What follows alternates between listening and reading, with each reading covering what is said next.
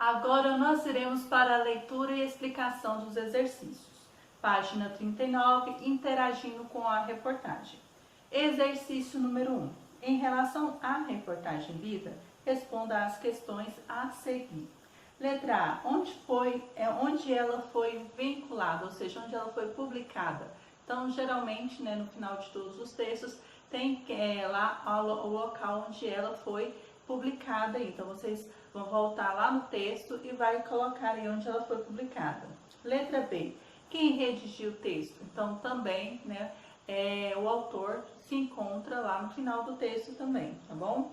Letra C. Qual é o assunto do texto? Então, nós já fizemos a leitura no vídeo anterior, então nós já sabemos do que se trata o texto aí. Então, de que se trata o texto?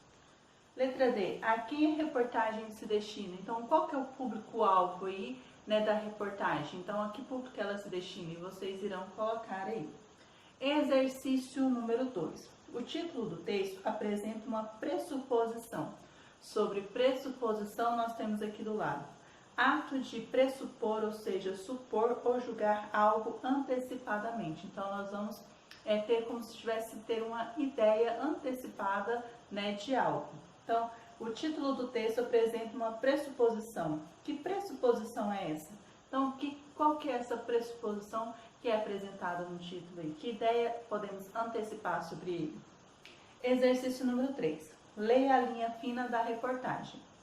20 anos após o fim da produção, besouro é cada vez mais cultuado. Letra A. Porque o termo besouro está associado ao Fusca e porque ele foi empregado na reportagem. Então, você irá explicar por que o termo besouro está associado à palavra Fusca e por que ele foi utilizado dentro do texto aí, certo? Prosseguindo aí, página 40, letra B. Na linha fina é estabelecida uma oposição entre duas situações. Quais são elas? Então, quais são essas duas oposições apresentadas aí dentro dessa linha fina que acabamos de ler aí? Letra C. De que forma essa oposição se relaciona ao pressuposto evidente no título? Então, que relação podemos ver entre essa oposição se relaciona ao pressuposto? Então, o que podemos observar aí? E vocês irão colocar aí, de que forma essa oposição se relaciona ao pressuposto aí, apresentado no título. Exercício número 4. Quando os primeiros Fuscas chegaram ao Brasil? Então, quando chegou os primeiros Fuscas no Brasil? Então, pela leitura do texto, vocês já sabem quando foi o ano que chegou no Brasil. Exercício número 5. No primeiro parágrafo do trecho, e deixou 3,5 milhões de fruto, indica. Então, esse dado indica que, letra A, a quantidade de Fuscas existentes atualmente na Alemanha. A quantidade de veículos de modelos importados na Alemanha. Letra C, a quantidade de veículos do modelo produzidos no Brasil. Letra C, o saldo de veículos montados no Brasil e enviados para a Alemanha. Então, qual dessas alternativas é a correta? Então, você vai circular ou marcar um X aí. Exercício número 6. Pela leitura de Fusca, Paixão que não acaba, percebe-se que a finalidade comunicativa do texto é: letra A, apresentar o ponto de vista de um veículo de comunicação sobre os acontecimentos da atualidade. Letra B, definir palavras ou expressões empregadas na sociedade atualmente. Letra C, informar sobre o assunto ou desdobramentos de fatos com vistas à compreensão dos acontecimentos. Letra D, posicionar-se de modo particular quanto ao tema de interesse geral na atualidade. Então, qual dessas alternativas é a correta? Então, também circulando ou marcando X na alternativa correta. Exercício número 7. A reportagem constitui um gênero do jornalismo. Então, a reportagem, ela se constitui do gênero jornalismo. Então, está ligada aí ao gênero jornalismo.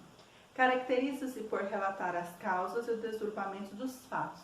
Então, a reportagem, ela vai falar de fatos e acontecimentos do que ela quer apresentar, do fato que ela quer apresentar. Então, e em geral, é por essa razão que se apresenta de modo mais extenso e detalhado que a notícia. Então, ela vai expor entrevistas, vai expor dados históricos, né? Então a reportagem ela é mais detalhada aí do que a notícia. Então, letra A. Qual fato está em evidência na reportagem estudada? Então, qual que é o fato que está em evidência aí? Então, você vai colocar aí, tá? O fato que está em evidência na reportagem que lemos, tá? Letra B. Para enfocar vários aspectos relativos ao fato, o jornalista recorre a estratégias diversas. Circule entre as opções seguintes os recursos utilizados com esse fim. Então, você vai circular quais são esses recursos utilizados aí para, como estratégias aí, tá bom? Então, nós temos aqui referências históricas, uso de infográfico, citações de especialistas e exemplificações.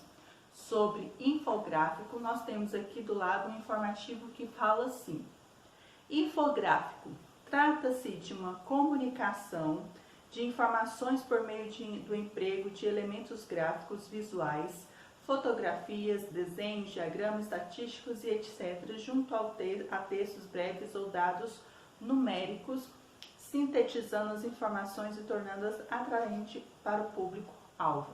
Então, o infográfico ele é uma forma de apresentar informações, tá, através, né, de imagens e um textinho bem simples, né, explicando o que significa aquela imagem. Então, dados, né, estatísticas, informações, então ele usa essas imagens através de textos, pequenos textos explicativos, para mostrar de forma atraente aquela informação que o autor pretende apresentar, certo? Então, entenderam o que é infográfico? Continuando aqui. Os textos jornalísticos de hoje em dia usam bastante infográficos para complementar ou explicar as informações. Em geral, o infográfico está integrado a outros gêneros, como a reportagem e a notícia, mas também pode ser desenvolvido de modo independente. Então, o infográfico aí, ele é utilizado bastante na atualidade aí pelos jornalistas para mostrar aí as suas, como uma forma de exemplificar aí as suas informações aí, certo? Então, prosseguindo aí no exercício número 8 aí, página 41. Releia atentamente o infográfico que acompanha a reportagem.